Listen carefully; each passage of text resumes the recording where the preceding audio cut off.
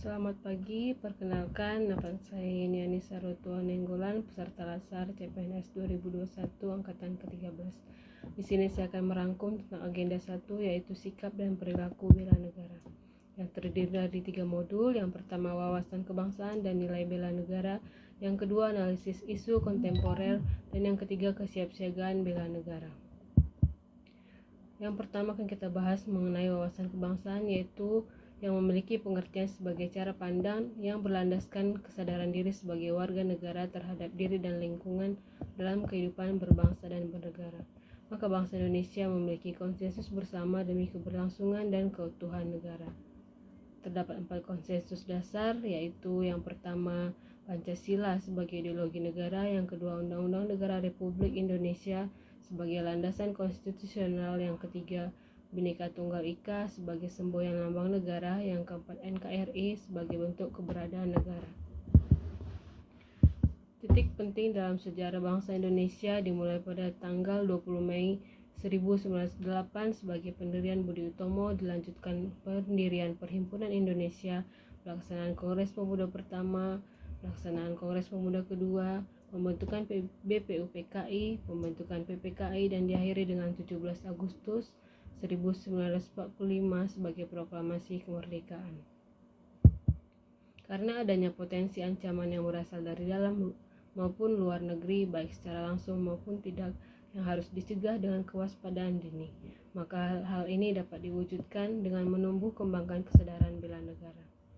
Keikutsertaan warga negara dalam pelaksanaan bela negara ini dengan melakukan pembinaan kesadaran bela negara, yaitu dengan menanamkan nilai dasar bela negara meliputi yang pertama cinta tanah air, yang kedua sadar berbangsa dan bernegara, yang ketiga setia pada Pancasila sebagai ideologi negara, yang keempat rela berkorban untuk bangsa dan negara, dan yang kelima adalah kemampuan awal bela negara, di mana bela negara ini adalah tekad, sikap, perilaku, serta tindakan warga negara baik secara perorangan maupun kolektif dalam menjaga kedaulatan negara, keutuhan wilayah, dan keselamatan bangsa dan negara yang dijiwai oleh kecintaannya kepada NKRI berdasarkan Pancasila dan Undang-Undang Dasar 1945 dalam menjamin keberlangsungan hidup bangsa Indonesia dan negara dari ancaman. Maka nilai ini dapat diaplikasikan sebagai nilai dasar ASN dan untuk menjalankan fungsi ASN, yaitu yang pertama pelaksana kebijakan publik, yang kedua pelayan publik, dan yang ketiga adalah perekat dan pemersatu bangsa. Dalam menjalankan perannya, ASN dapat menghadapi isu kontemporer. Maka yang kedua akan kita bahas tentang isu kontemporer, yaitu analisis isu kontemporer adalah segala sesuatu yang pasti berubah.